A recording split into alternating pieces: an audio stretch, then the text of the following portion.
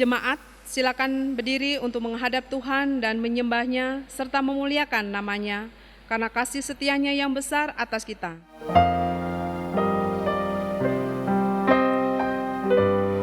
Di muka Tuhan Yesus, betapa hina diriku, ku bawa dosa-dosaku di muka Tuhan Yesus.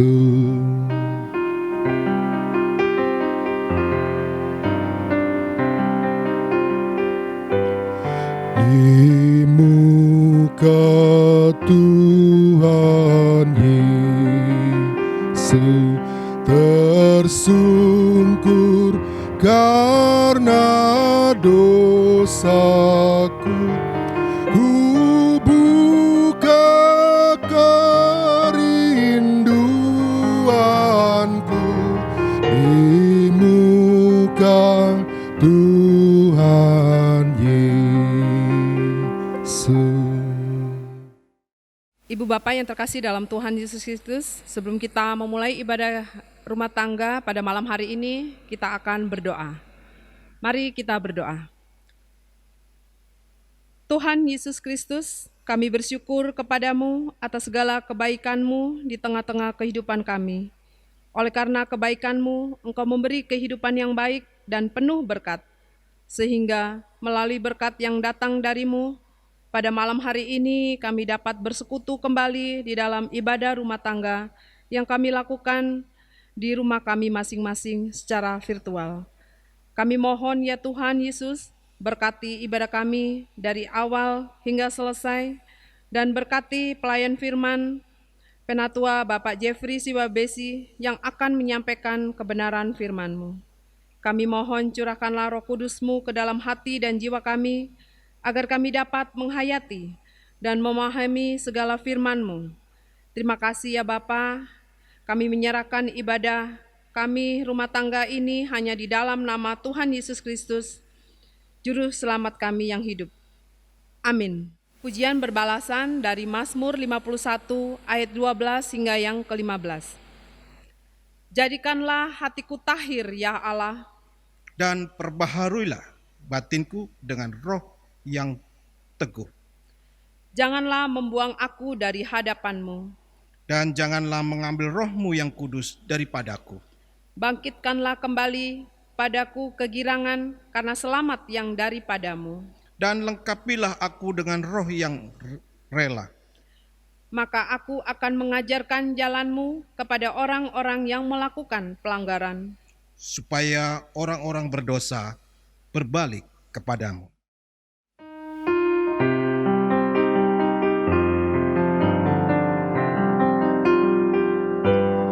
Di muka Tuhan Yesus, ku insaf akan salahku, bertobat kini hatiku di muka Tuhan Yesus. Marilah Bapak Ibu sekalian yang saya kasih dalam Tuhan Yesus Kristus, kita berdoa sebelum kita membaca dan merenungkan firman Tuhan. Mari kita berdoa. Allah Bapa di surga, di dalam Tuhan Yesus Kristus yang kami sembah dan muliakan, kami sangat bersyukur dan berterima kasih. Oleh karena izin Tuhan, kami masih diperkenankan untuk beribadah kepadamu, di dalam persekutuan kepadamu, di dalam rumah tangga kami masing-masing. Kami akan memperkuat iman percaya kami dengan membaca, mendengarkan, dan merenungkan kebenaran firman. Untuk itu ya Bapa, berilah kami, karuniakanlah kami Roh-Mu yang kudus, sehingga kami boleh memahami, kami boleh mengerti, bahkan dimampukan oleh kuasa penyertaan-Mu di dalam menjalankan firman Tuhan di dalam kehidupan kami dan keluarga kami. Kami siap mendengarkan, kami siap akan merenungkan. Inilah doa, ucapan syukur dan permohonan kami, yang hanya kami naikkan di dalam Engkau Tuhan kami, Yesus Kristus. Amin. Pembacaan firman Tuhan berdasarkan bacaan Alkitab terambil dari kitab Ibrani 12 ayat 12 sampai dengan 16. Ibrani 12 ayat 12 sampai dengan 16 yang mengatakan, sebab itu kuatkanlah tangan yang lemah dan lutut yang goyah, dan luruskanlah jalan bagi kakimu, sehingga yang pincang jangan terpelecok, tetapi menjadi sembuh. Berusahalah hidup damai dengan semua orang, dan kejarlah kekudusan. Sebab tanpa kekudusan, tidak seorang pun akan melihat Tuhan. Jagalah supaya jangan ada seorang pun menjauhkan diri dari kasih karunia Allah, agar jangan tumbuh akar yang pahit, yang menimbulkan kerusuhan dan yang mencemarkan banyak orang. Janganlah ada orang yang menjadi cabul atau yang mempunyai nafsu yang rendah seperti Esau, yang menjual hak kesulungannya untuk sepiring makanan.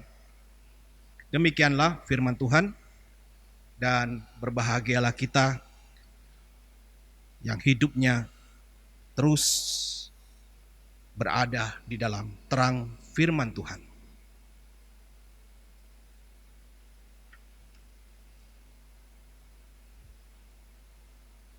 Bapak Ibu sekalian yang saya kasih dalam Tuhan Yesus Kristus, Shalom dan selamat malam untuk Bapak Ibu sekalian. Kita berjumpa lagi dalam ibadah rumah tangga yang terselenggara pada malam hari ini. Dan kita harus akui bahwa penyelenggaraan ibadah ini dapat berlangsung oleh karena kuasa dan penyertaan Tuhan. Kita masih dimampukan, kita masih dimungkinkan beribadah, walaupun itu secara virtual. Nah, Bapak Ibu sekalian yang saya kasih dalam Tuhan Yesus Kristus, pada ibadah malam hari ini kita disajikan satu bentuk pergumulan, satu bentuk pengertian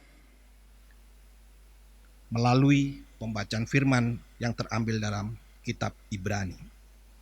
Secara keseluruhan, perikop atau firman Tuhan yang baru saja kita baca adalah menggambarkan satu bentuk situasi di mana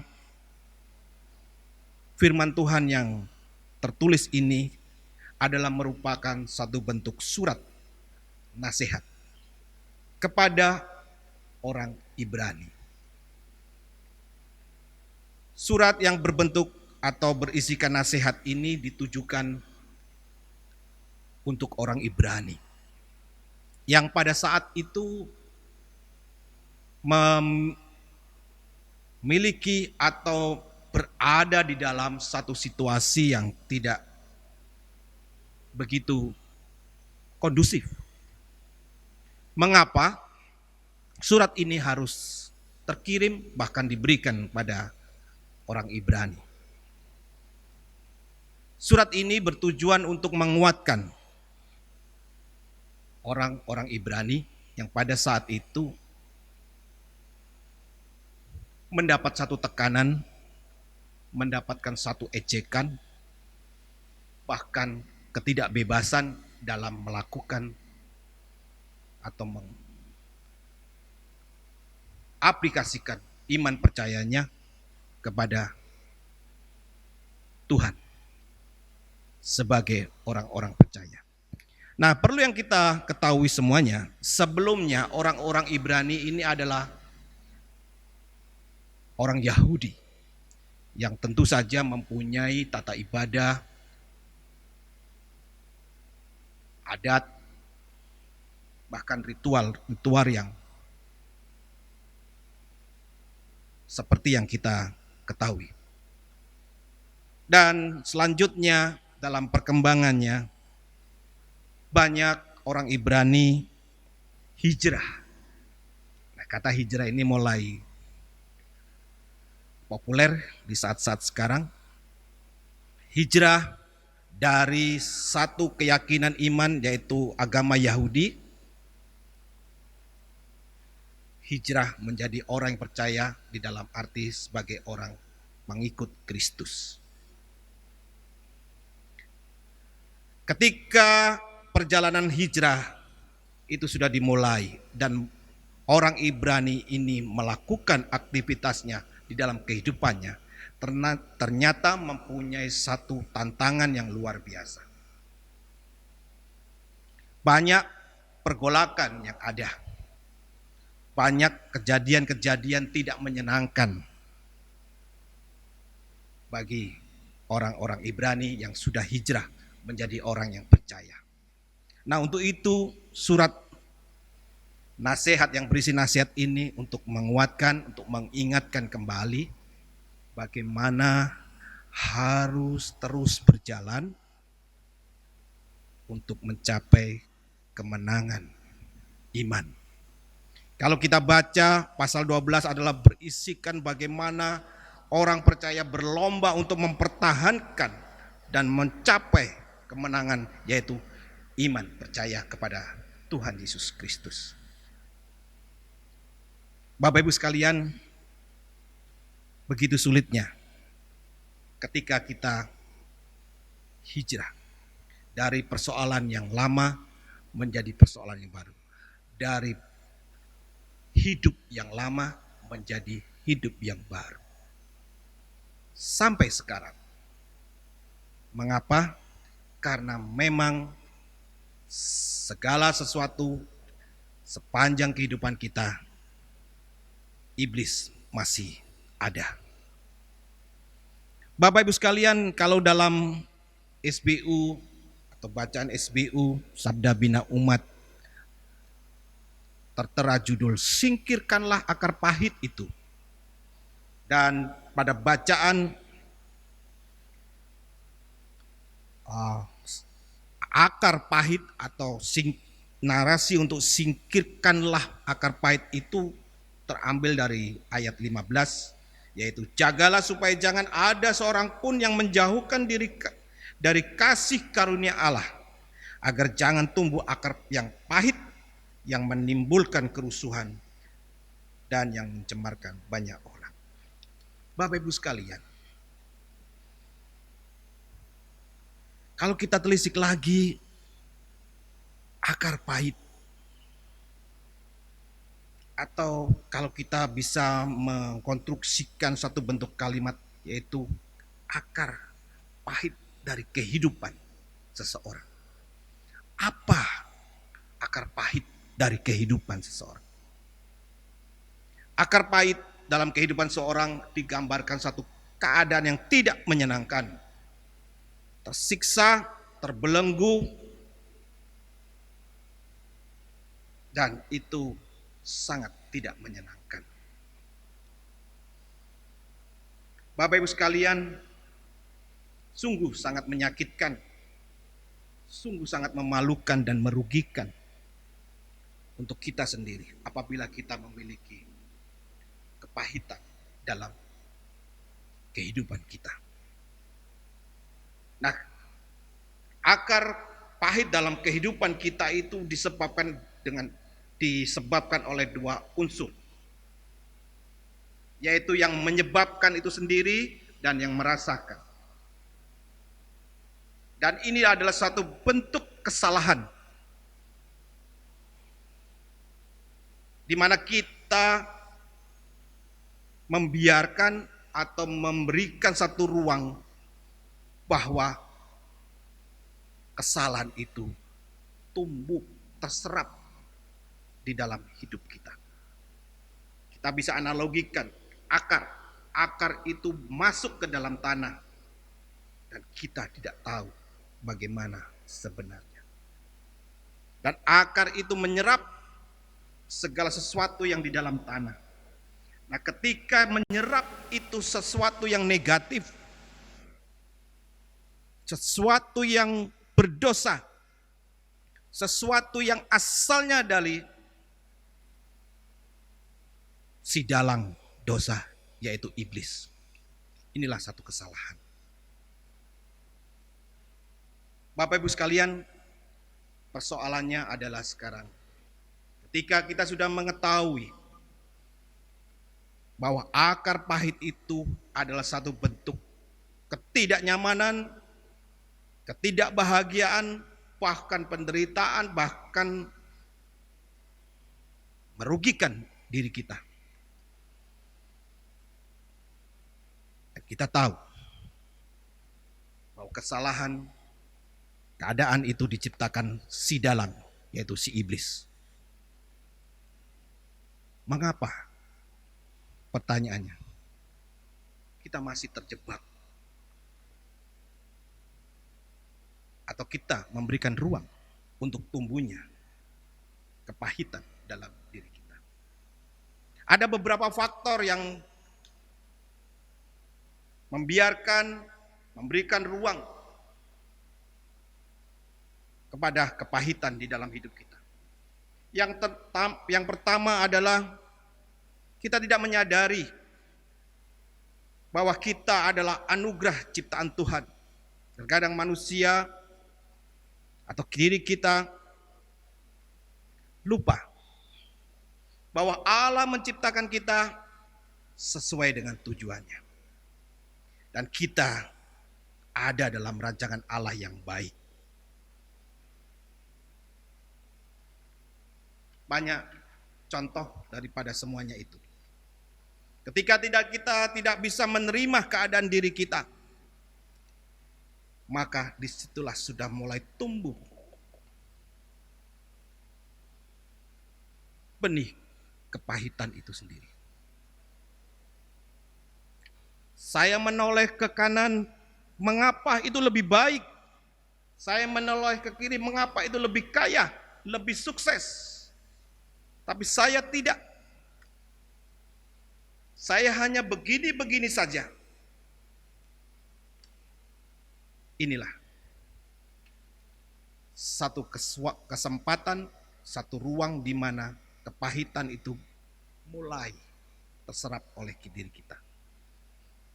Kita tidak mengetahui dan mengenali siapa kita sebagai anak-anak Tuhan. Yang kedua, dari diri kita tidak sepenuhnya pengenalan akan Allah itu sendiri. Bahwa Allah itu adalah Allah yang menggambarkan Allah yang penuh dengan kasih. Dan tujuannya adalah keinginan Allah itu sendiri supaya manusia saling mengasihi sesama manusia. Jadi firman Tuhan dari perjanjian lama, perjanjian baru, kalau kita rangkum, kalau kita maknai, firman Tuhan atau Alkitab ini menggambarkan adalah bagaimana Allah itu adalah kasih adanya. Sehingga kita harus mengenal, dan pengenalan akan Allah itu harus terus dan terus kita dapatkan. Kita cari. Di mana? Di dalam persekutuan, di dalam firman Tuhan secara pribadi. Dan yang ketiga, pengenalan akan manusia itu sendiri atau diri kita sendiri. Tidak ada manusia yang tidak berdosa. Dan untuk itulah Allah itu datang. Ketika kita merayakan Natal, kita pasti akan memaknai bahwa Tuhan hadir di dalam dunia. Tuhan datang kepada dunia untuk menyelamatkan manusia. Jadi pada kesimpulannya, kalau kepahitan itu asalnya dari si dalang iblis. Kalau akar kepahitan itu tumbuh, kalau kita tidak mengenal siapa Allah kita. Akar pahit itu akan tumbuh kalau kita tidak bisa menerima keadaan diri kita. Bahkan kita selalu bersungut-sungut, selalu membanding-bandingkan, beriri hati kepada yang lain. Bahkan meniadakan rasa syukur di dalam hidup kita. Maka ruang-ruang itulah tumbuh kepahitan.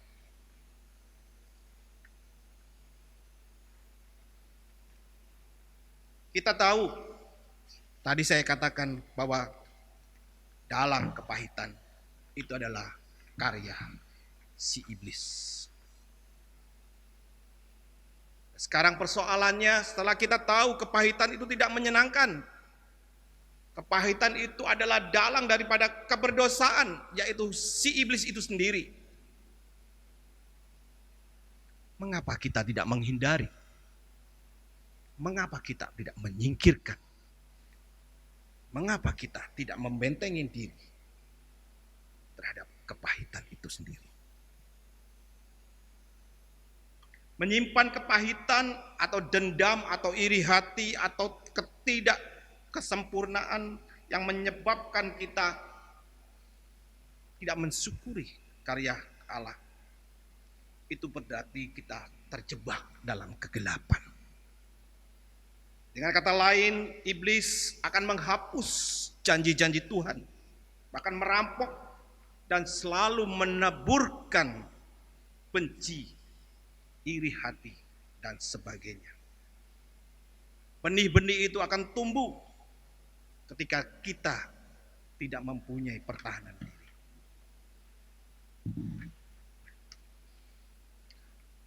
Sebuah akar dalam satu tumbuhan itu tertancap ke dalam tanah dan tersembunyi. Dan terkadang kita, ketika kita tanya, apakah bapak, ibu, atau saudara benci terhadap saya? Selalu tertutup. Karena akar kepahitan itu selalu tercantap ke bawah, ke dalam tanah. Terpendam. Sulit untuk dicabut. Sulit untuk diketahui. Sehingga kita sering sebagai seorang yang manusia yang licik, ketika kita dikatakan, apakah kita mengalami kepahitan? Pada umumnya manusia atau dari kita selalu mengelaknya. Dan kita harus tahu buah kepahitan itu adalah bisa dibuktikan secara fisik, emosional, bahkan spiritual. Kepahitan itu berasal mempunyai asam seperti air asam dalam sebuah kaleng. Ketika air asam itu sebuah kaleng berlama-lama, yang rusak bukan air asamnya, tapi kalengnya. Saking asamnya kalengnya bisa, atau wadahnya yang rusak. Itu berarti apa? Buah kepahitan itu bisa merusak kehidupan kita. Bahkan menghancurkan kedekatan kita dengan Tuhan. Tidak ada lagi ruang Tuhan untuk bisa bersemayam di dalam diri kita. Yang ada adalah asam, yaitu kepahitan itu sendiri. Kita sepakati, kepahitan itu akan merusak kehidupan kita. Di dalam pasal 15 disebutkan akan menimbulkan kerusuhan dan mencemarkan banyak orang. Lalu bagaimana? Apakah kita membiarkan kepahitan itu selalu ada dalam diri kita? Lalu apa daya kita? Lalu bagaimana mencabut, menyingkirkan? Kita saat ini harus datang kepada Tuhan.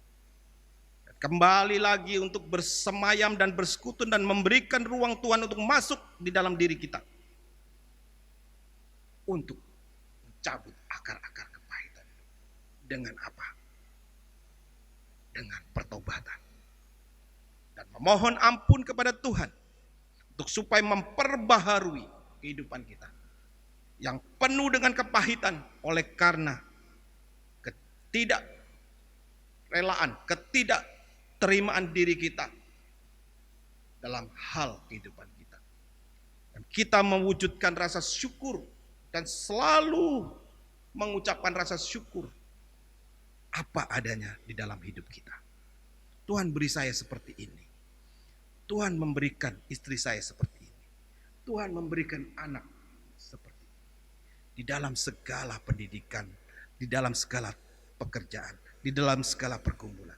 Syukurilah itu. Bapak Ibu sekalian yang kami kasih dalam Tuhan Yesus Kristus.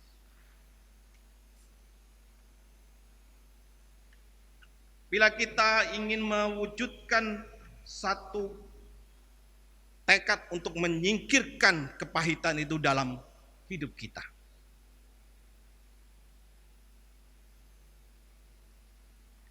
Gantikanlah kepahitan itu dengan pengampunan. Di dalam Ibrani 12 ayat 14 dikatakan kita tidak bisa mengejar kekudusan Tuhan tanpa berdamai, mengejar kekudusan dan tanpa bisa berdamai dengan orang lain. Artinya kita harus terlebih dahulu menguduskan diri kita. Kita harus membersihkan diri kita. Kita harus diberikan pengampunan oleh Tuhan. Dan berkomitmen dalam kehidupan sesuai dengan firman Tuhan. Hidup kudus. Baru kita bisa melihat kekudusan. Baru kita dapat dimungkinkan untuk berdamai.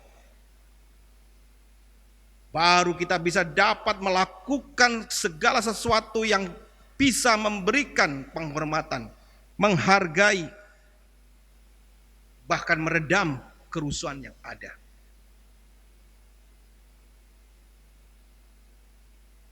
Kita akan mendapatkan kebahagiaan jika kita selalu ada perdamaian dengan orang lain. Demikian juga mustahil seorang mengatakan dirinya kudus, suci, tetapi masih memiliki dendam dan kebencian yang teramat dalam. Ingat, Allah tidak dapat didustai. Semua kita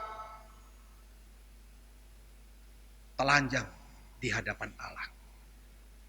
Tidak bisa kita bersembunyi di hadapan Allah. Sehingga jika kita berkomitmen melakukan yang terbaik, berdamai, melakukan satu perilaku kekudusan, maka itu ya dan benar dilakukan. Allah akan melihat siapa yang berlaku benar, siapa yang berlaku tidak. Bapak Ibu sekalian yang saya kasih dalam Tuhan Yesus Kristus. Sebagai penutup, saya ingin menyampaikan satu belu untuk ilustrasi.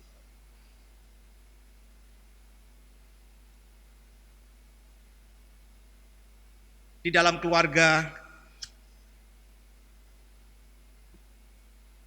harus menyalakan terang firman Tuhan.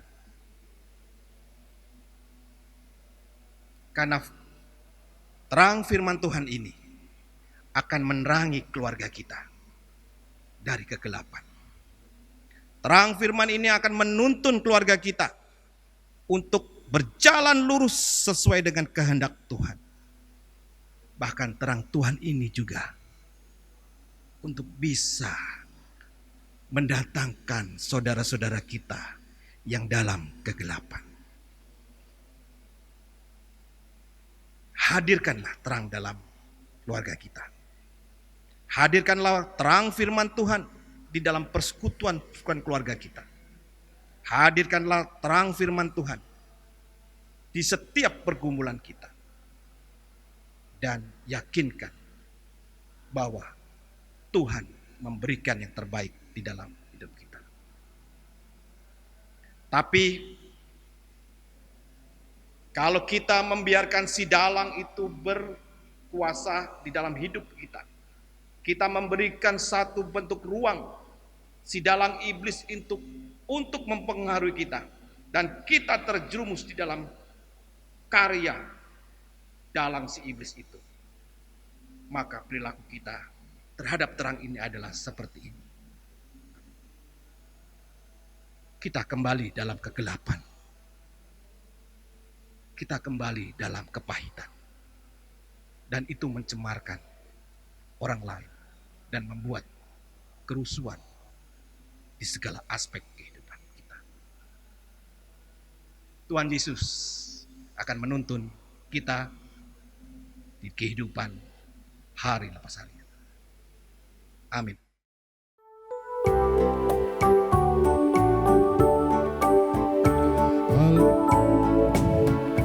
Allah adalah kasih dan sumber kasih.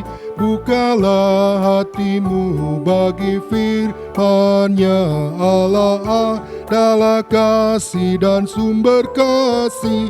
Bukalah hatimu bagi firman-Nya. Gandum harus dipendam baru banyak buahnya. Gandum harus dipendam baru banyak buahnya. Demikian kasihku di dalammu. Allah adalah kasih dan sumber kasih. Bukalah hatimu bagi firman-Nya. Allah adalah kasih dan sumber kasih. Bukalah hatimu bagi firman-Nya. Jangan hatimu gentar, jangan bimbang dan sendu. Jangan hatimu gentar, jangan bimbang dan sendu. Aku kan besertamu selamanya. Allah adalah kasih dan sumber kasih. Bukalah hatimu bagi firman-Nya. Allah adalah kasih dan sumber kasih. Bukalah hatimu bagi firman-Nya. Mari kita masuk dalam doa syafaat.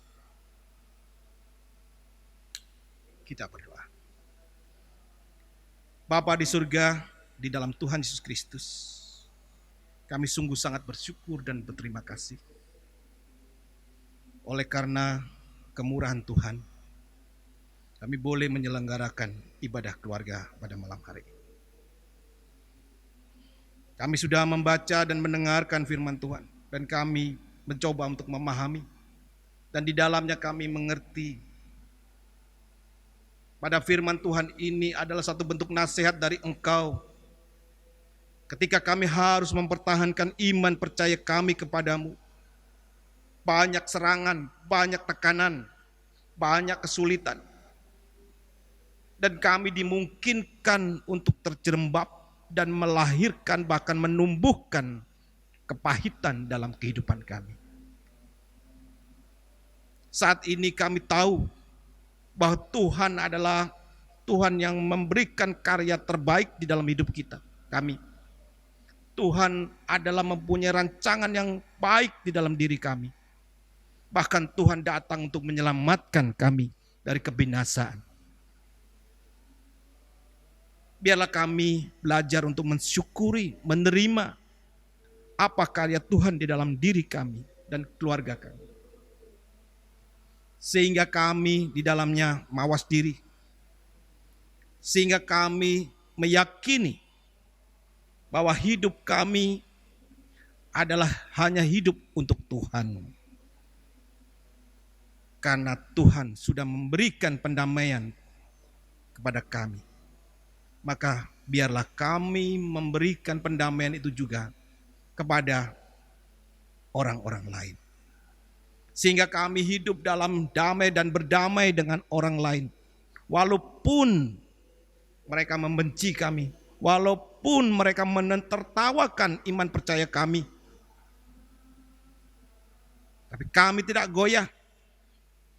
Kami akan berjalan lurus, meskipun kami harus berhati-hati dan tidak terpelecok. Tapi kami terus berjalan dan berlomba mempertahankan iman percaya kami kepada Tuhan. Kami sangat bersyukur dan berterima kasih pada malam hari ini. Kami diingatkan bahwa godaan, potensi melahirkan, menumbuhkan kepahitan dalam hidup kami tetap ada. Tapi kami percaya bersama Tuhan semua dapat disingkirkan. Bersama Tuhan dapat dikalahkan. Terima kasih ya Tuhan atas firman-Mu yang memberi kekuatan iman percaya kami. Kami saat ini berdoa untuk pandemi COVID-19 yang masih berlangsung di negara kami, bahkan di kehidupan kami saat ini. Dan kami mempunyai optimisme bahwa karya Allah, pertolongan Allah telah ditunjukkan melalui pemerintah yang ada saat ini. Dengan segala upaya dan penegasan penerapan protokol kesehatan yang sudah ditetapkan oleh pemerintah, kami yakin dan percaya itu adalah hikmat daripada Tuhan. Dan pada saatnya sekarang ini, biarlah kami mohon penyertaan Tuhan. Mohon kami perlindungan untuk Tuhan. Mohon kami untuk dikuatkan dalam menjalankan protokol kesehatan yang sudah ditetapkan oleh pemerintah. Sehingga pada saatnya nanti Tuhan memberkati usaha yang dilakukan, rancangan-rancangan yang akan diterapkan untuk memutus bahkan penyelesaian penyebaran COVID-19 ini dengan vaksinasi yang sebentar lagi akan dilakukan. Bapa di surga, biarlah itu menjadi harapan kami. Biar pandemi COVID-19 di negara kami boleh terselesaikan dengan baik. Bahkan lebih luas lagi pandemi di ujung dunia ini, Tuhan pun berkuasa untuk menyelesaikannya. Kami berdoa untuk keluarga-keluarga yang terdampak terhadap COVID-19 ini. Kami juga berdoa untuk para petugas kesehatan, dokter, dan sebagainya. Tuhan menjaga, Tuhan menguatkan, Tuhan melindungi, dan Tuhan memberikan sukacita dalam pelayanan mereka. Dan biarlah Tuhan pakai mereka untuk melakukan pertolongan. Terima kasih ya Tuhan, dan hiburkanlah mereka, keluarga-keluarga yang ditinggalkan oleh karena keluarga, salah satu dari keluarga terkasih, Tuhan panggil melalui peristiwa ini. Kami percaya Tuhan akan menguatkan dan menghiburnya. Terima kasih ya Tuhan, kami berdoa saat ini untuk gereja dan warga jemaat KPIB Hosea, Surabaya. Tuhan berkati keberlangsungan program gereja yang ada, ibadah virtual. Tuhan berkati. Tuhan berkati setiap majelis, bahkan pendeta, bahkan setiap anak-anak Tuhan yang Tuhan pakai untuk menyelenggarakan ibadah secara virtual ini. Bahkan peralatan yang ada. Kami mohon Tuhan memberikan kekuatan, memberikan kesetiaan, dan di dalamnya Tuhan berikan sukacita dalam pelayanannya. Dan biarlah warga jemaat Tuhan berkati, Tuhan jagai, dan Tuhan tambahkan berkat, Tuhan tambahkan sukacita, dan tambahkan kekuatan dalam berjalan dengan iman percaya kepadamu saja. Bapa di surga, kami juga berdoa untuk bangsa dan negara kami. Secara khusus Bapak Presiden, Wakil Presiden dan jajaran menteri, bahkan di seluruh aparat pemerintahan sampai tingkat kabupaten dan desa. Tuhan berkati, Tuhan memberikan teladan, Tuhan memberikan rasa tanggung jawab, kesetiaan terhadap bangsa dan negara ini dalam penyelenggaraannya. Sehingga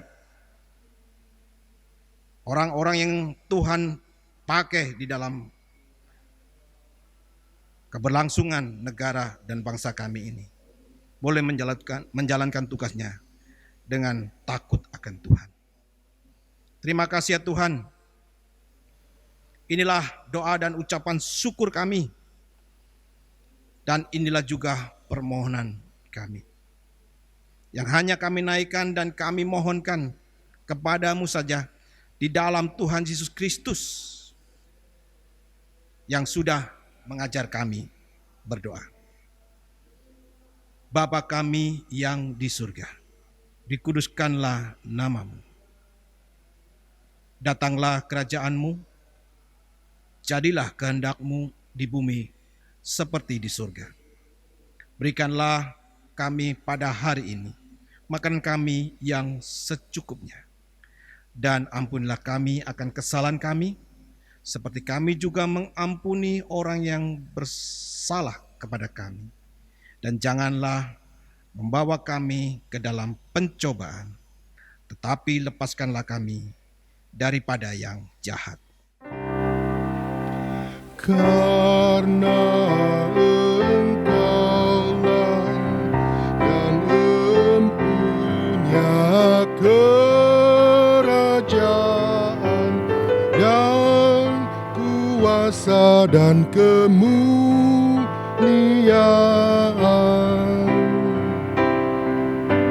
sampai selama-lamanya.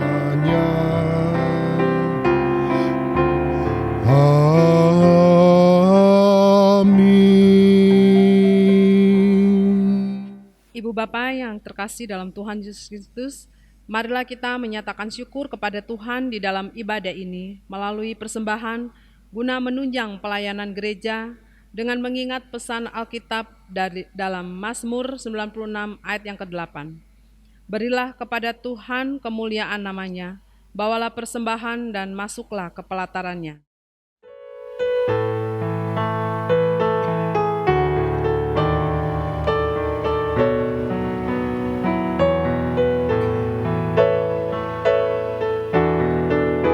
Syukur padamu ya Allah atas segala rahmat-Mu. Syukur atas kecukupan dari kasih-Mu penuh. Syukur atas pekerjaan walau tubuh pun lemah. Syukur atas kasih sayang dari sanak dan teman. Ibu Bapa yang terkasih dalam Tuhan Yesus Kristus, kita akan berdoa secara bersama-sama.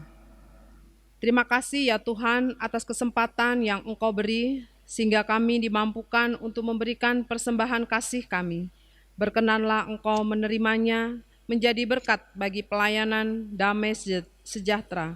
Dalam Tuhan Yesus kami berdoa. Amin. Ibadah malam ini akan berakhir. Nyalakan api sebagai lambang terang firman Tuhan dalam keluarga kita masing-masing. Biarlah terang firman Tuhan menjaga, melindungi, bahkan menuntun langkah kehidupan keluarga kita hari ini sampai yang akan datang. Tuhan Yesus memberkati kita semua.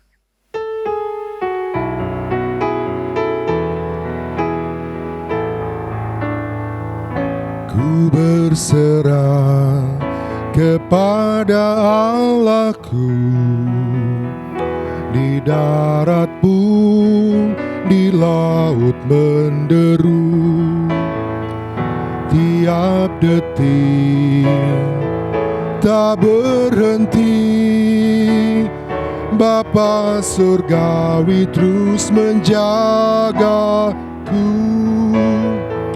Ku tahu benar, ku dipegang erat di gunung tinggi dan samudera,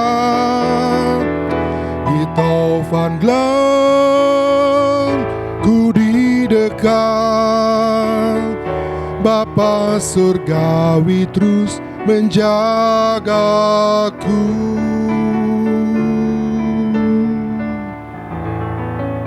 Bapak Ibu sekalian, kita akan pulang di dalam kehidupan kita masing-masing bersama keluarga kita masing-masing.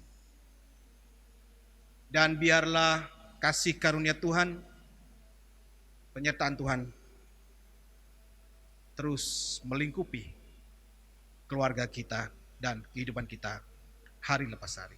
Dan terimalah berkat Tuhan. Kasih karunia Tuhan Yesus Kristus,